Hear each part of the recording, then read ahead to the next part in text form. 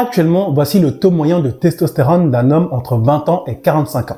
Et voici mon taux actuel de testostérone. J'ai 35 ans, je suis marié, je suis papa de 2 enfants et j'ai un boulot classique en 9-17 heures. Et malgré ça, mon taux de testostérone se situe dans la moyenne haute. Donc comment je fais? C'est ce qu'on va voir dans cette vidéo. Mais avant ça, il faut parler du déclin alarmant de la testostérone chez les hommes en général. La testostérone est l'hormone masculine par excellence. Elle permet par exemple la croissance des poils du visage. Moi, ça me permet là, de me faire un bouc un peu à la Will Smith. Je pense que Will Smith, c'est pas franchement une bonne idée si aujourd'hui on parle de testostérone. Désolé Will. Elle permet aussi le développement de la voix plus grave. Je sais pas de quoi vous parlez, c'est ma voix naturelle. Et bien entendu, elle permet le développement de la masse musculaire. Elle aide également à avoir une bonne densité osseuse et à avoir une bonne libido. Bref, elle est responsable de plusieurs facteurs liés à notre virilité et à notre santé en général. Et c'est pour ça qu'il faut en prendre soin. Mais le souci, c'est que la majorité des hommes font tout l'inverse. Mauvaise alimentation, manque d'exercice physique qui entraîne obésité et surpoids, sans compter la consommation régulière d'alcool et de tabac. Franchement, quand je vois ça, je comprends pas. Je me dis, c'est quoi le projet? Vous en avez marre d'être des hommes ou quoi? Déjà qu'avec l'âge, en général, lorsqu'on atteint 30 ans, la testostérone tend à diminuer. C'est un processus naturel appelé andropause, qui est dû au fait que les cellules responsables de la production de testostérone deviennent moins actives avec le temps. Le fait d'avoir une mauvaise hygiène de vie va accélérer ce processus. Bref, aujourd'hui, je suis sûr qu'il y a des mecs dans la vingtaine qui ont le même taux de testostérone qu'un papy retraité. Et encore, je pense que le papy retraité en a plus. Ce qui fait qu'on se retrouve avec une majorité d'hommes qui n'ont plus d'énergie, qui sont constamment fatigués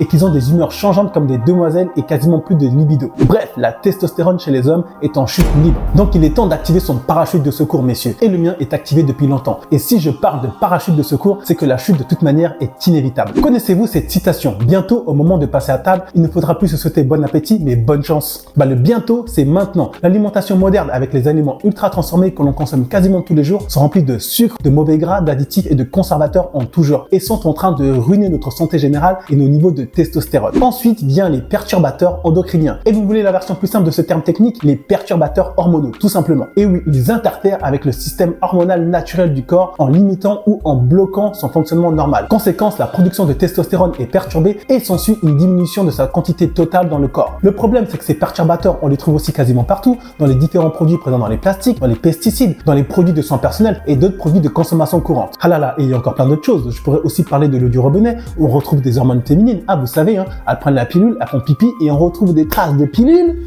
dans l'eau du robinet. Donc l'eau du robinet, c'est le diable. Et je pourrais aussi parler du stress du quotidien qui, en plus de diminuer la testostérone, va augmenter l'hormone du stress qu'on appelle le cortisol et va nous pousser à faire des mauvais choix alimentaires. Donc c'est un vrai cercle vicieux qui s'installe. Bref, je préfère m'arrêter là car le constat est vraiment très sombre. Et oui, je suis désolé, ça ne fait pas rêver, mais au bout d'un moment, il faut être réaliste. Je ne suis pas là pour vous vendre une théorie fumeuse en vous présentant le dernier complément alimentaire, un Testomax, je ne sais pas quoi, avec bien sûr le code promo qui va avec, qui vous permettra d'exploser vos plafonds de testostérone. Non. De toute manière, dans cette société qui va de mal en pire, les dés sont pipés. Mais ce n'est pas une raison pour se laisser aller. À notre niveau, on peut encore limiter la casse et éviter d'avoir le même taux de testostérone d'une mamie de 90 ans alors qu'on est dans notre trentaine. Et pour ce faire, moi j'ai décidé de me concentrer sur 3 aspects de ma vie qui sont assez faciles à contrôler et qui ont un impact direct sur ma santé et sur ma testostérone en général. Et pour le reste, on verra plus tard. Au bout d'un moment, on ne peut pas être sur tous les fronts. En numéro 1, je mange les aliments les moins transformés possibles. En gros, j'évite de consommer les aliments avec une liste de plus de 5 ingrédients. Et bien sûr, je ne bois pas et je ne fume pas, ça va de soi. En numéro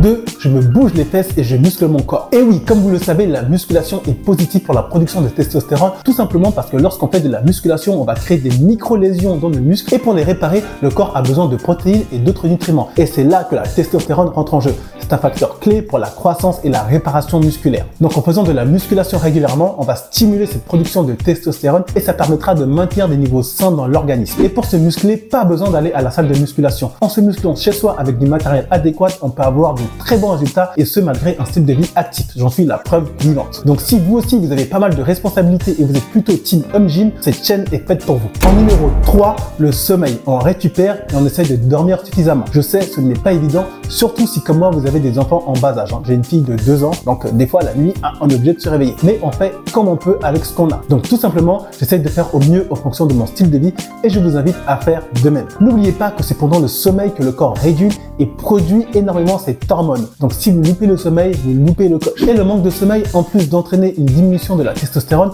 va augmenter l'hormone du stress, l'hormone du cortisol. Donc le manque de sommeil diminue la production de testostérone et augmente le cortisol qui diminue encore plus la production de testostérone. Donc en gros, on est dans la Donc en veillant à avoir un sommeil de qualité et de quantité suffisante, on va aider notre corps à maintenir des taux de testostérone optimaux. En général, vous le savez, on recommande 7 à 9 heures de sommeil. Donc les marathons nuit blanche en mode jeu vidéo ou en mode Netflix, personnellement, j'évite. Croyez-moi, juste ces 3 éléments-là de votre vie, si vous les contrôlez, peuvent considérablement améliorer votre santé et vos niveaux de testostérone en général. Moi, perso, c'est ce que je fais et ça marche plutôt bien. Bref, je le sais, vous le savez, donc je ne vais pas blablater plus qu'il n'en faut sur le sujet. De toute manière, si vous regardez cette vidéo, je suis persuadé que vous avez déjà regardé une autre vidéo de ce genre. Donc maintenant, fini le temps d'écouter, il est temps d'agir. Donc voilà, pour moi, on arrive à la fin de cette vidéo. J'espère qu'elle vous a plu. Et si en plus de ça, elle vous a été utile, on n'hésite pas, on like, on partage, on s'abonne. Et moi, je vous dis à très bientôt pour une prochaine vidéo.